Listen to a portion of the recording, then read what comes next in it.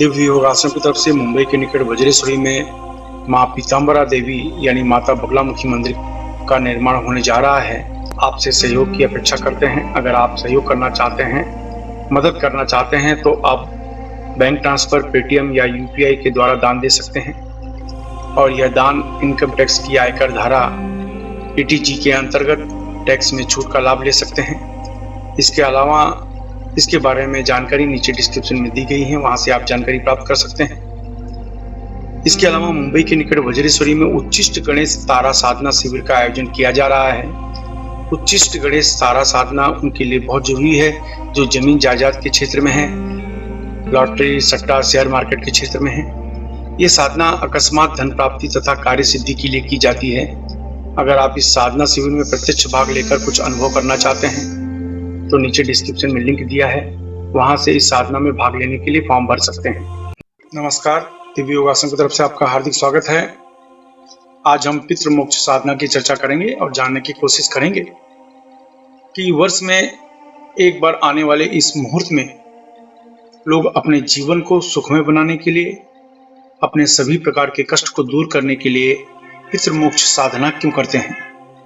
जब सुखमय जीवन प्राप्त करने के लिए सारे प्रयत्न निष्फल हो जाते हैं, तब मनुष्य को श्राद्ध पक्ष में पितृ मोक्ष साधना अवश्य करनी चाहिए।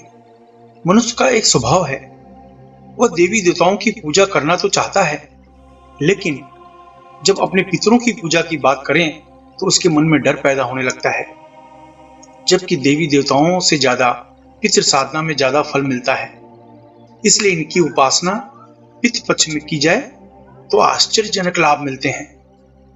अगर आप अपने जीवन में कुछ समस्याओं को लेकर बेहद परेशान रहते हैं, जैसे कि पुत्र या पुत्री का विवाह नहीं हो पा रहा हो, तलाक की नौबत आ रही है, विवाहित जीवन में क्लेश हो, संतान न हो रही हो, सिर्फ कन्या संतान हो, वंश बढ़ न पा रहा हो, पूर्वजों के या जिनका स्वर्गवास हो चुका है उनके स्वप्न आते रहते हों, संतान गलत संगत में चली गई हो, कोई न कोई घर में बीमार रहता हो, व्यापार में नुकसान हो रहा हो, हादसे दुर्घटनाएं हो रही हों, आत्महत्या के विचार बार बार आ रहे हों या परिवार में आत्महत्या हो रही हो, घर में किसी की अकाल मृत्यु हो गई हो, घर में आत्माओं का अनुभव हो रहा हो, बार बार गर्भपात हो रहा हो, नजर तंत्र बाधा से आप परेशान हों, धन प्राप्ति के सभी स्रोत बंद हो रहे हों, आपके वंश या परिवार में श्राप लगा हो,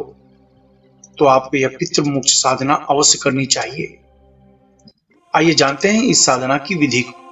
ढीले ढाले वस्त्र पहनकर किसी भी कमरे में बैठ जाएं। अगर आप जमीन पर नहीं बैठ सकते तो किसी कुर्सी पर या सोफा पर काला कपड़ा बिछा लें और बैठ जाएं। अब अपने आगे चक्र पर यानी दोनों आंखों के बीच में ध्यान देते हुए पितृ मोक्ष मंत्र ओम ह्रीम सर्वपित्रेश्वर ह्रीम स्वधा, मैं इस मंत्र को फिर से रिपीट करता हूं, ओम ह्रीम सर्वपित्रेश्वर ह्रीम स्वधा। इस मंत्र का उपांशु जाप करें यानी धीमी आवाज में जाप करें। आपकी आवाज आपके कमरे से बाहर जाने न पाए, इस बात का विशेष ध्यान रखें। इस मंत्र को श्राद्ध पक्ष में 51 माला सिर्फ 2 दिन तक जाप करना होता है। अगर आप किसी कारण से श्राद्ध पक्ष में साधना नहीं कर पाए तो इस मंत्र को किसी भी कृष्ण पक्ष की चतुर्थी व अमावस्या में 51 माला का मंत्र का जाप कर सकते हैं। इस 2 दिन की साधना में पितरों के आशीर्वाद से सभी तरह के विघ्न नष्ट होने लगते हैं। 2 दिन की साधना समाप्त होने के बाद तीसरे दिन किसी को फल या भोजन का दान कर दें। याद रखें, पैसे दान न करें। यही 2 दिन के लिए पितृ मोक्ष साधना शिविर का आयोजन वज्रेश्वरी में भी होने जा रहा है, जहां पर 1.25 लाख से 5 लाख मंत्र के बीच का अनुष्ठान होगा। इस प्रचंड अनुष्ठान से वंश दोष, श्राप दोष से मुक्त होकर मनुष्य सुखमय जीवन को प्राप्त करता है। श्राद्ध पक्ष में यह अनुष्ठान बेहद कल्याणकारी माना जाता है। अगर आप इस शिविर में भाग लेना चाहते हैं तो नीचे डिस्क्रिप्शन में लिंक दिया गया है, वहां से इस शिविर में भाग लेने के लिए रजिस्ट्रेशन करवा सकते हैं। अब जानते हैं कुछ नियम। अपनी पूरी श्रद्धा बनाए रखें। इस मंत्र को गृहस्थ सन्यासी कोई भी जप कर सकता है। इस अभ्यास में दीक्षा की जरूरत नहीं होती। इस मंत्र से शरीर में अत्यधिक गर्मी पैदा होती है, इसलिए ढीले ढाले वस्त्र पहनकर अभ्यास करें। महिलाओं को सम्मान दें। पति पत्नी अगर इस मंत्र का अभ्यास करें तो 10 गुना ज्यादा लाभ मिलेगा। इस अभ्यास से पसीना ज्यादा आना, बार बार बाथरूम जाना, सर्दी जुकाम, इस तरह की समस्याएं हो सकती हैं, लेकिन डरे नहीं। अगर आप नौकरी कर रहे हैं, बेरोजगार हैं, विद्यार्थी हैं या गृहिणी हैं, तो इस मंत्र को पूर्व दिशा की तरफ मुड़ करके जपना चाहिए। अगर आप व्यापार कर रहे हैं, कला के क्षेत्र में हैं, तो इस मंत्र को पश्चिम दिशा की तरफ मुड़ करके जपना चाहिए। अगर आप लॉटरी, सट्टा या शेयर मार्केट से जुड़े हैं या बैंकिंग क्षेत्र, मेडिकल क्षेत्र, होटल के व्यवसाय के क्षेत्र में हैं, तो इस मंत्र को उत्तर दिशा की तरफ मुंह करके जपें।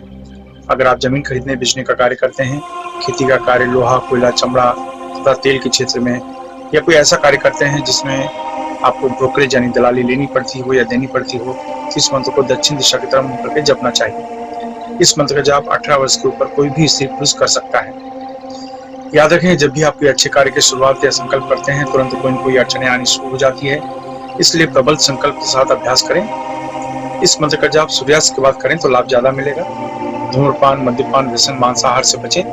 ब्रह्मचर्य का पालन करें। मासिक धर्म की समस्या में महिलाएं 3 से 5 दिन का गैप करके फिर इसको आगे कंटिन्यू कर सकती हैं। अभ्यास समाप्त होने के बाद अशून्य या वज्रली मुद्रा अवश्य अपनाएं। ये मुद्रा आपको ब्रह्मचर्य का पालन करने में मदद करती है।